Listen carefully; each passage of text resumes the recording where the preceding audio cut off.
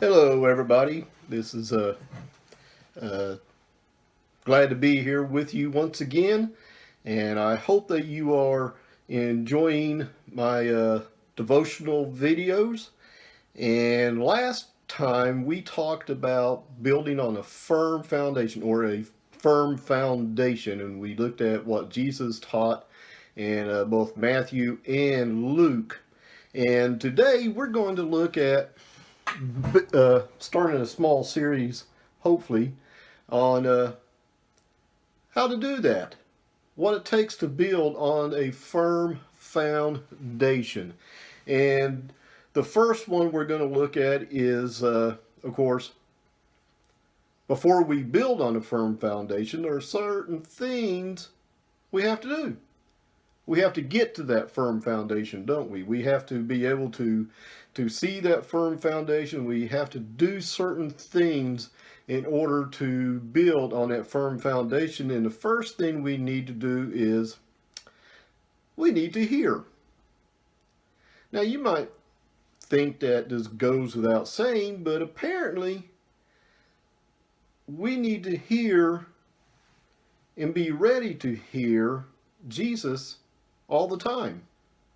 And again, you might be thinking, well, that just goes without saying, but apparently there are people who don't want to hear Jesus even though they're Christians.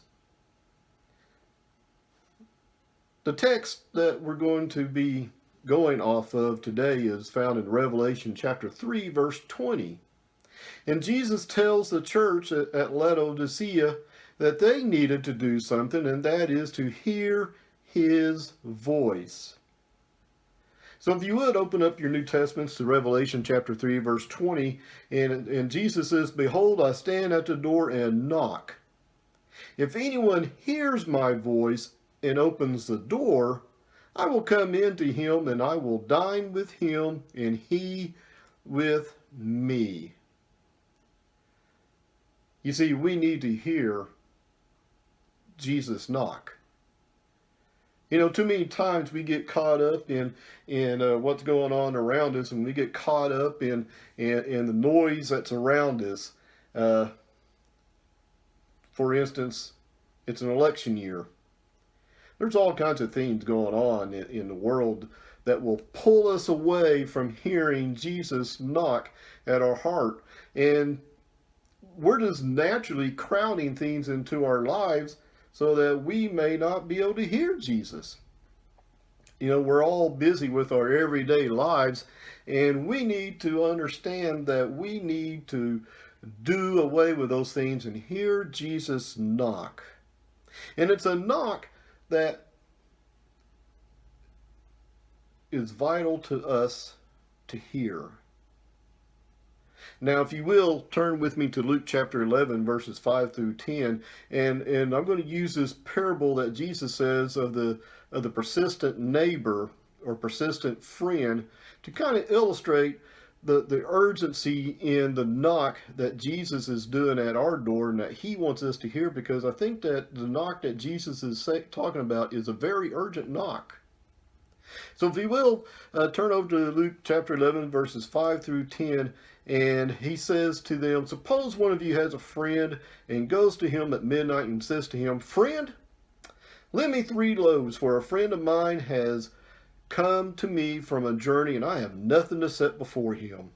And from inside he answers and says, 'Do not bother me.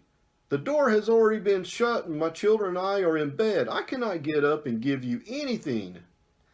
I tell you, even though he will not get up and give him anything because he is a friend, yet because of his persistence, he will get up and give him as much as he needs. So I say to you, ask and it will be given to you, seek and you will find, knock and it will be opened to you. For everyone who asks receives, and he who seeks finds, and to him who knocks it will be opened." Now, in this parable, the friend who's in need goes to another friend at midnight, late in the night, and you hear a knock. It's not going to be soft, is it? He wants you to wake up. He wants to get your attention. And you're just going to kind of lie there in bed and you're just going to ignore that knock. But the friend persists. He keeps knocking. Well, Jesus is knocking at our heart, our door to our heart. The Jesus knock is soft, gentle.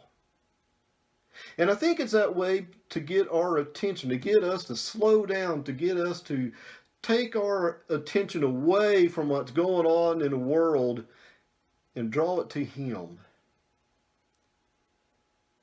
But it's a knock of urgency.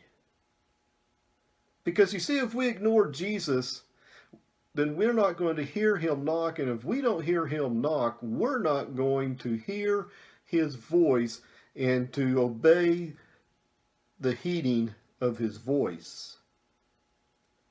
We're going to look at one more passage, and that's found in 2 Corinthians, or we're going to look at another passage, 2 Corinthians chapter 6, verse 2. And Paul gives a sense of urgency that goes along with the knock. And Paul says, behold, now is the acceptable time. Behold, now is the day of salvation.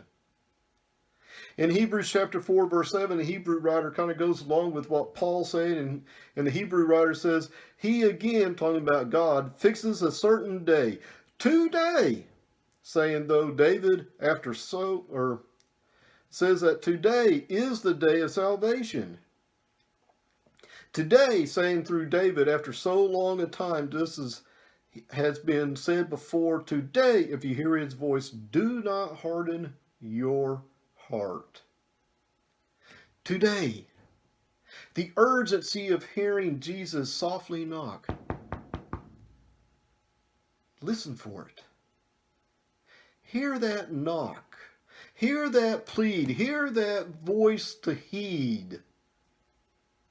Because once today is gone, you're not guaranteed any other time. In fact, we're not even really guaranteed all of today.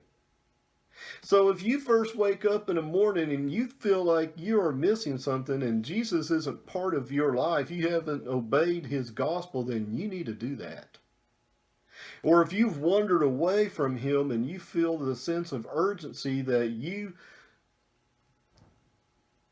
are lost without Him, come back. Today. Now is the time. Now is the day. You can't get any more urgent than that. And I think that's what Jesus is trying to get through to the church of Laodicea. I'm at your heart. I'm at that door. And I'm knocking. It's not a rough knock. It's not even a demanding knock. But it's a knock that says it's urgent. You need to hear what I have to say. I hope that you're doing good, and I hope that you enjoy these devotionals, and I hope that it does you some good. And hopefully next week I'll be back with another message that will help inspire you and I, and next week we'll learn a little bit more about what we need to do on building on the firm foundation. But until then, God bless, and thank you.